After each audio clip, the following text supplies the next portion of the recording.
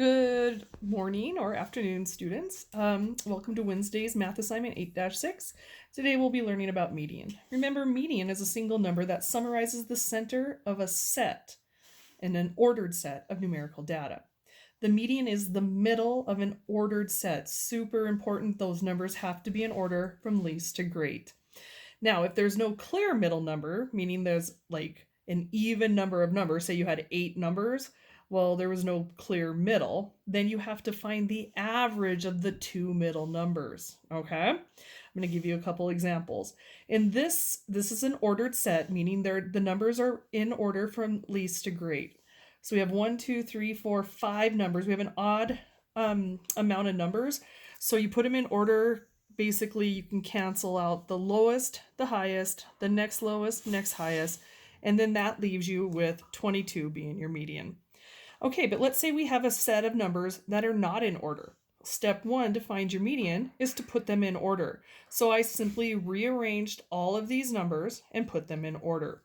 Now, low, high, next low, next, next, next. Here's our problem. We don't have a clear middle. And you can't just say, well, maybe it's 33 or 34. We need to find the average. So we're simply going to follow our rules for the mean. You have two numbers, you add those two up, and you divide by how many numbers you have. 32 plus 35 is 67. 67 divided by 2 is 33 and a half. So even though we don't have a 33 and a half, 33 and a half is our median number. All right, that means we have an equal number above it and an equal number below 33 and a half. So remember, median, middle number of an ordered set. As usual, rewind the video if it's going too fast or if you just need to cement it more into your brain. All right, so today's goal, we're going to find the median and we're going to understand how the overall shape of data affects the mean and the median. All right, IXL, for simply finding the median, you have to go back to 5th grade IXL, and it's X3. The 6th grade IXLs for this have mean, median, mode, and range all in one. So if you just want median practice, 5th grade X3. I'm not going to give you too much help on this because I think we're ready to do this. Here at the dot plot of the right, you need to figure out, so order these numbers, find the median. All right, same thing here. Here you're going to order these numbers, but it's an even amount of numbers, so you have to find the two middle one and find the average between them. All right, now you're going to take this average and you're going to evaluate, did 6th grade did their number of volunteers go above what you got for number 2, or is it below, and explain. All right, 4, here we have week 1 and week 2. You're going to calculate the mean for week 1 and the mean for week 2. Find the median for week 1 and the median for week 2. All right, you need that for number 6. Hint, hint, you need to tell me, are we going to use, if we wanted to summarize the data for both weeks, both week 1 and week 2, what number would we use? So basically, are you going to use the mean or the median? Hint, hint, one of them is the same for both week 1 and week 2, and explain how that will support your answer. Again, find the mean, add up the number of numbers, divide by the number of numbers. So here, add.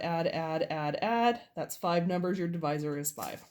Moving on to remembering side. Here you go. You're doing a ratio. I set you up for part to part, but they want the total. So you actually have to add the 2 parts up to get your total practice time. This is what we did on 8-5. If you need a review, go back and rewatch the video on 8-5. I did help you out with this one just to show you your balance point. Stretch your thinking. Again, I just helped you out. You're going to find if you had a hypothetical balance point on a set of numbers, okay, so it'd be like a number line with 4 dots on it, okay, because you have 4 numbers. Your average is 14. Well, you're going to move one of those dots on your number line, and that's going to raise your average to 16. So where would you put that one dot to help you out? You're going to remember you have 4 numbers and your average is 16. So you're going to use inverse operation. You're going to 4 times 16 is going to give you X. That's just the start. Then you need to use those great thinking skills you have and figure out where you're going to move that fourth dot to raise your average to 16. Once again, upload your pictures to the Google Classroom, and our code word for if you have questions is Sansa. Sansa. And there's Sansa right there. Hey, Sansa. She's not impressed. Take care, boys and girls. I can't wait to see you Thursday for our Zoom meeting. Talk to you later.